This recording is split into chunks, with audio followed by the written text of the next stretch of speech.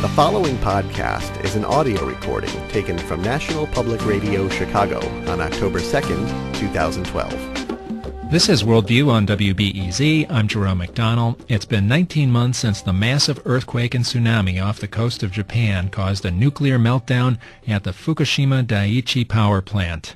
Since then, the Japanese government worked to secure the plant's destroyed reactors and has begun a cleanup process it expects to take decades. Meanwhile, government officials have struggled to find a balance between the nation's dependence on nuclear energy, which generates 30% of Japan's electricity, and the public's well-founded fear of another catastrophic meltdown. With me now to give us an update on the aftermath of Fukushima is Arnie Gundersen. He's co-founder of the Fairwinds Energy Education. It's a nonprofit that educates the public on nuclear energy issues. He's a former nuclear industry executive turned whistleblower whose assessment of the country's nuclear situation has gained popular support in Japan. Welcome, Arnie Gundersen. Hi, thanks for having me. First of all, the reactors themselves. I think everybody knows that complete instantaneous cleanup is not going to happen. But what kind of state are they in? Can we walk through them? You know, a lot of people think that when a nuclear reactor shuts down, that's the end of it. And immediately after the earthquake, the nuclear control rods shot into this reactor and stopped the chain reaction. But the nuclear fuel remains physically hot for 5 years. It's and radioactively hot for decades. So what's happening now is that the plants remain highly contaminated, but also there's still a lot of decay heat. Just yesterday, Unit 1 saw a temperature increase of about 18 degrees because of a cooling system problem.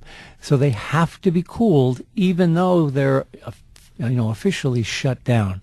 All 4 reactors are highly contaminated, and almost all the work is being done remotely. They have huge construction cranes that, with no operator in them, they're being done, by wire in a building removed from the site. All right, so at this Unit 1, when it goes up 18 degrees yesterday, they whip the crane around and do something? Unit 1's been the most interesting as far as keeping it cool. And they think what's happening is that some sort of biological fouling is occurring. The pipes are getting organisms growing inside them, and it's plugging the cooling flow into the nuclear reactor. It's still about 80 degrees centigrade or about 170 degrees Fahrenheit. So it's not yet boiling, but if the problem doesn't get resolved, again, even though it's 18 months after the accident, these reactors can begin to boil again. And the ultimate solution for something like Unit 1 is what? You wait till it cools down and then... I've changed my mind on that over the last year. They have to physically cool it for about 5 years, after which it will be cool enough that they don't have to run these cooling pumps.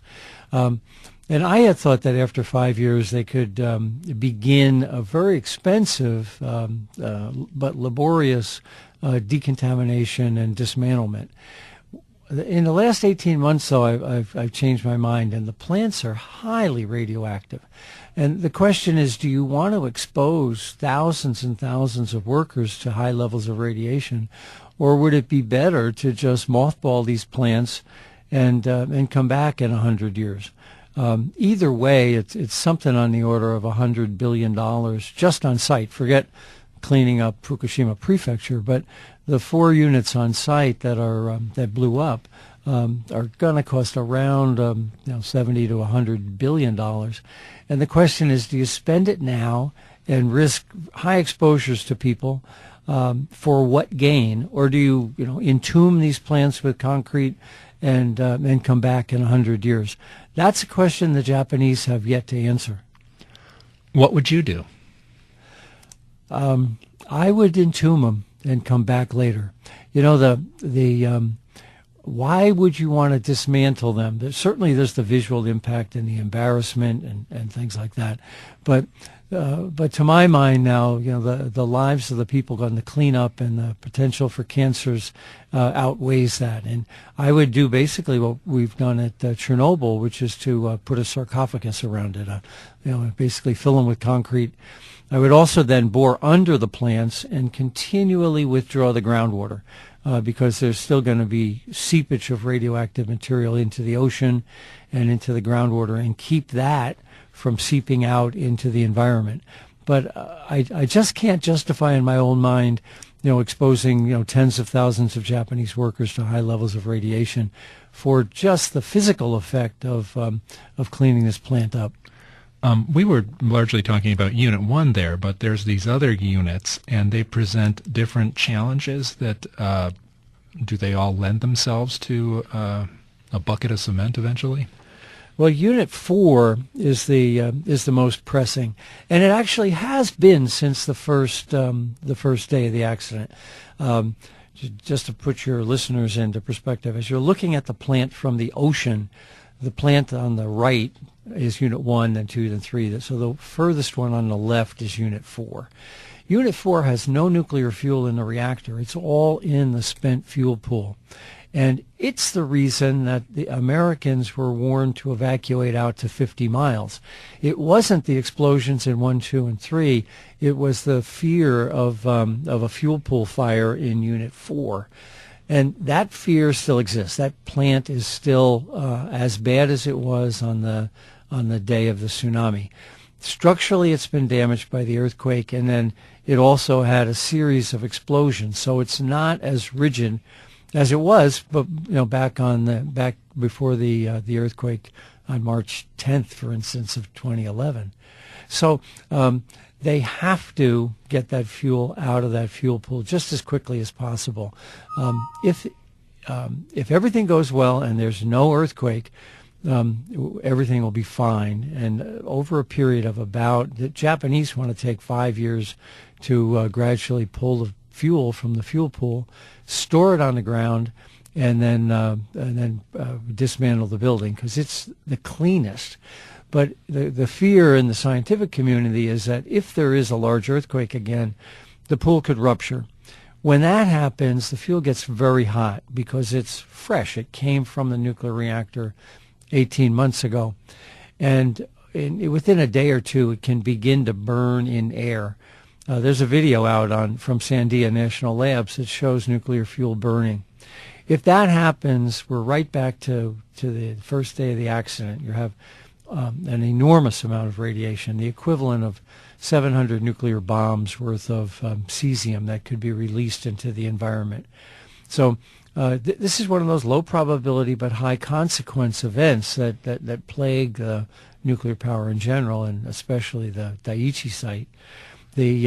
So Unit 4, the Japanese have come up with a plan to basically build a new building on top of the one that is destroyed, and begin a process of gradually removing the nuclear fuel. I don't think it's aggressive enough. When I was in Tokyo 2 weeks ago, I got to question the Japanese, and they admitted that there are other alternatives, but they're sort of fixated on a very slow alternative.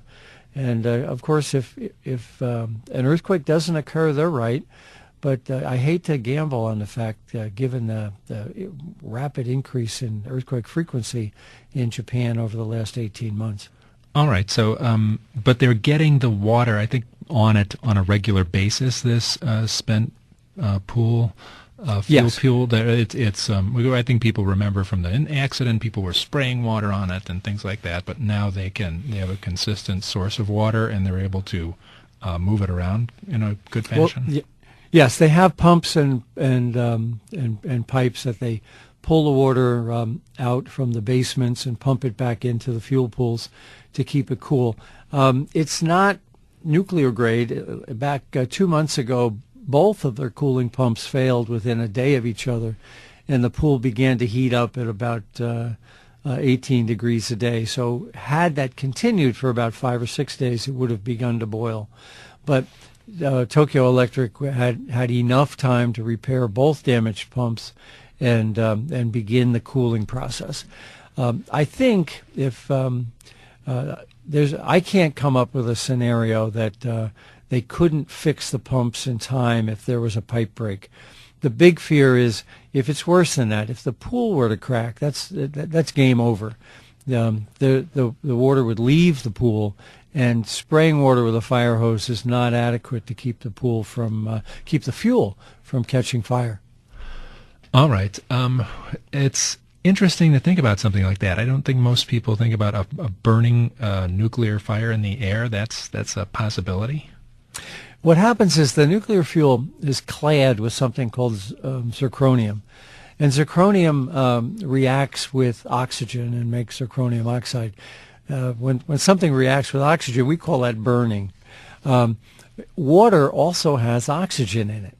So if the zirconium gets hot over 2,000 degrees and you put water on it, it doesn't put the fire out. It actually makes the fire worse because the zirconium strips out the oxygen from the water and continues to burn. It's called pyrophoric.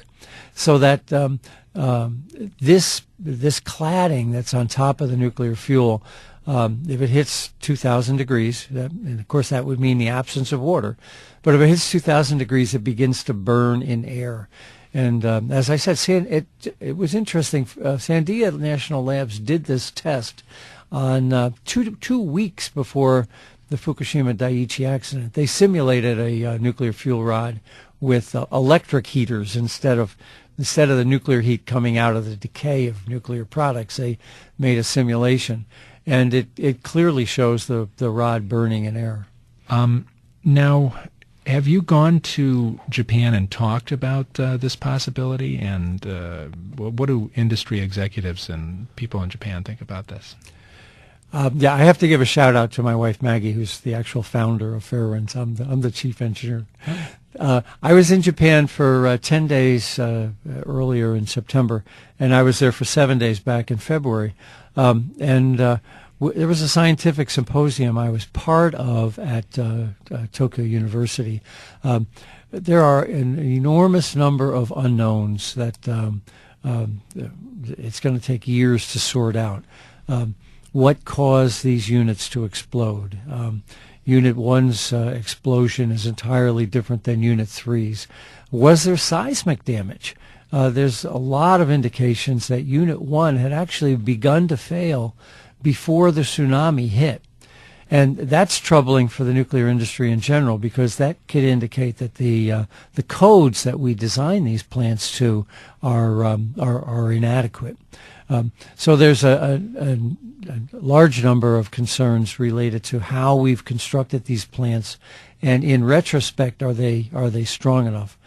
In Japan, particularly, people are beginning to question the why did we build so many plants on the most seismically active piece of real estate on the planet? You can't go but a mile from any one of these plants and find an active earthquake fault.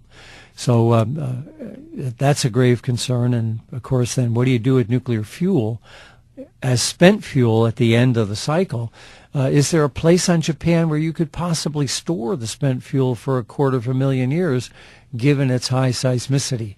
So there's a lot of questions in the scientific community in Japan about the wisdom of going forward with nuclear power. Yeah, I was reading in the news that Japan, with all this to and fro over what role nuclear is going to play in the future, they want to move ahead with their testing of fast breeder reactors, and a lot of people see fast breeder reactors as the way to get rid of your spent nuclear fuel as it is, and they're still doing that. They have one reactor called the Manju reactor, which started up 15 years ago and has run for 3 months since then. It constantly has fires and mechanical problems. You have to use liquid sodium. They have decided to go forward and try again with the Manju reactor, even though it's very near an earthquake fault. The Japanese claimed to make a decision that they would be no longer operating their nuclear plants in sometime between 2030 and 2040. But behind the scenes, I don't see that happening. The example you just brought up with why would you be building a fast breeder reactor if you had planned to shut all your nuclear plants down in 10 or 20 years? Also, the Japanese are continuing to build a reprocessing facility. And whether or not that works is a second question. But the bigger question is there's enough fuel in Japan right now that they don't need reprocessing unless they plan to run for 100 years. So I think what they're telling their population in an election season is that we've made the decision to shut our nuclear plants down in 20 or 30 years.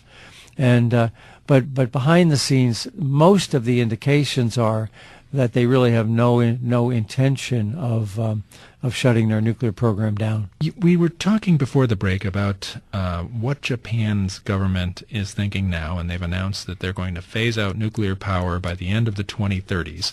And this is a pretty long deadline. And for people who've been watching Germany go through the same kind of conversation, they've put several years out there and gone back and forth, and they're trying to decommission the old ones, and it's a kind of a trick to de-entangle yourself from all these different reactors and all these different investments that people have made, and I guess that's what Japan's wrestling with now. Yeah, you're right. There is a big difference between the German commitment and the lip service we're seeing out of the Japanese government. You know, the Germans had a couple reactors like the Fukushima Daiichi reactors, and by the way, America has 23 reactors identical to Fukushima. But anyway, the Germans seem to have a political agreement with their people and with their industry. I think the Germans view this as an opportunity to create a new technology, a smart grid with renewables and a combination of windmills and solar and other things. So, but industry bought in Germany, and I don't see that in Japan. When I was in Japan, there were very few people who really wanted nuclear. You know, they were terrorized. They had seen Nagasaki and Hiroshima, and their national psyche was fragile, but they committed to nuclear, and now they've got Fukushima Daiichi. So that I think the national will within the population has been destroyed to move forward. But the industry in Japan has not made that transition like the German industry has. They haven't bought in, and in fact have heavily lobbied the Japanese government to continue with their nuclear program. There's a story out on the wires today also that the American administration, as high as President Obama, but certainly Hillary Clinton as well, lobbied the Japanese not to give up on nuclear power in the last month. So there was intensive pressure from the Americans as well as from the Japanese business interests to sort of create this fuzzy deadline that's so far down the road that really nobody has to do anything right now. Well, why does the U.S. want Japan to stay nuclear? We have a very pro-nuclear policy in the United States.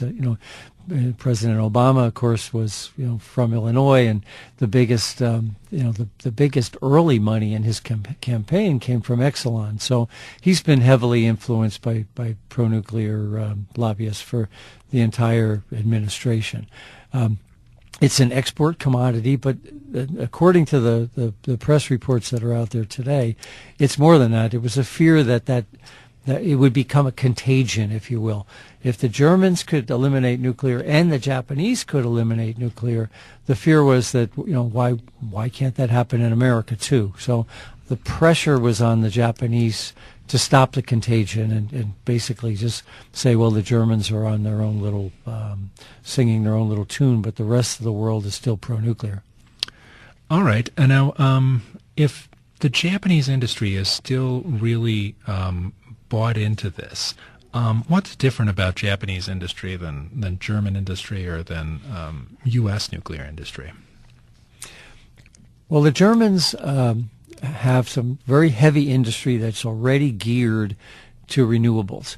So I think they already saw the business opportunity for replacing these nuclear plants. They stood a real good chance of making some money.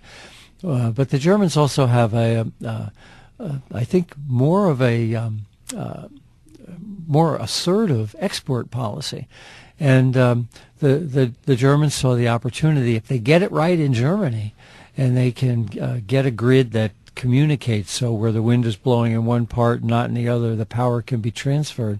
If they can figure that out for Germany, they could sell it worldwide.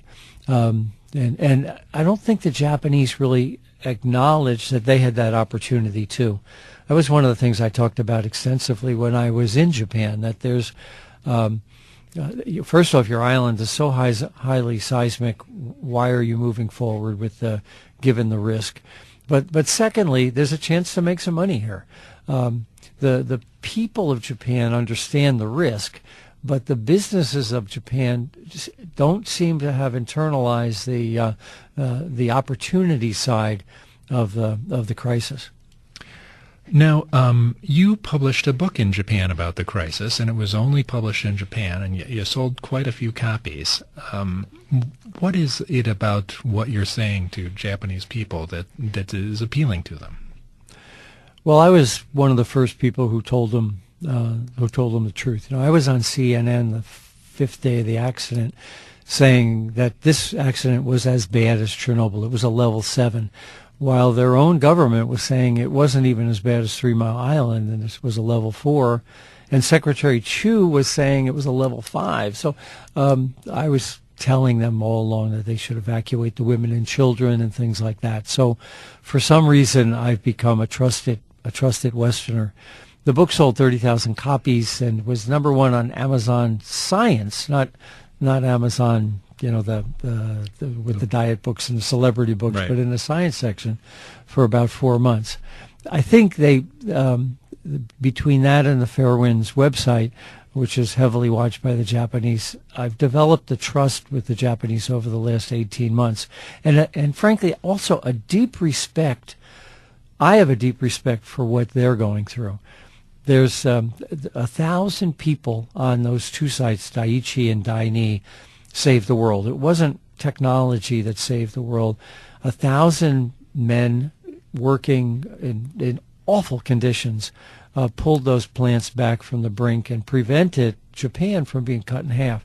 And so, I'm trying to honor their sacrifice while at the same time presenting, a factual basis to move forward.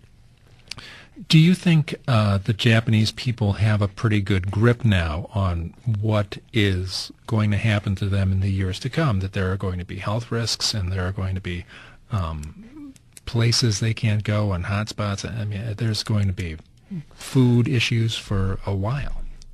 There's a major schism in the society. The women understand that.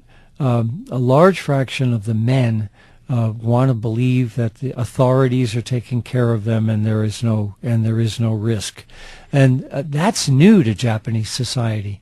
We're seeing back in September when I was there, hundreds of thousands of people would surround the president's home in downtown Tokyo every Friday evening in a peaceful demonstration. Japan hasn't seen hundreds of thousands of people demonstrate for anything since at least from 1970. So there's an anger underneath the veneer of calm, and the anger is really being driven by women much more so than men. All right, very interesting. And are the health concerns that people face in the future, is there a realistic attitude towards that? No, the nuclear industry is saying that there'll be about 100 cancers as a result of these 4 nuclear accidents, and frankly, I've said, and my analysis shows that it'll be closer to 1 million. So the same people they trusted back before the accident are telling them now. First, they told them an accident couldn't happen, and now they're telling them that the consequences are minimal. And there's a great distrust for both Tokyo Electric and NISA, the regulator, the equivalent of our Nuclear Regulatory Commission. They simply don't trust their authorities, and and are looking elsewhere for scientific information. Well, why would you think 1 million people would get cancer? I got that number from going back over the records on 3 Mile Island in Chernobyl, and did some ratios. Of course, this accident released something on the order of 100 to 1,000 times more radiation than TMI, and comparable levels, perhaps 3 times more noble gases than Chernobyl, and perhaps a little bit less cesium than Chernobyl, but comparable, coupled with the fact that it's a higher population density in Japan than at either site. There's some epidemiological data out of TMI that shows a statistically meaningful 20% increase in lung cancer in the 5 years after the accident by Dr. Stephen Wing down in North Carolina. So using that evidence and ratioing for the amount that was released in the population density, I'm coming up with something on the order of 1 million cancers. We're seeing that already. There was 4,000 kids were tested just in the last couple of months, and almost half of them had thyroid nodules. Now, normally, about 1 or 2% of kids would have thyroid nodules. So we're seeing an enormous increase on a cancer precursor for thyroid cancers in a sample size of about 4,000 kids. So I'm also seeing samples from indoor dust.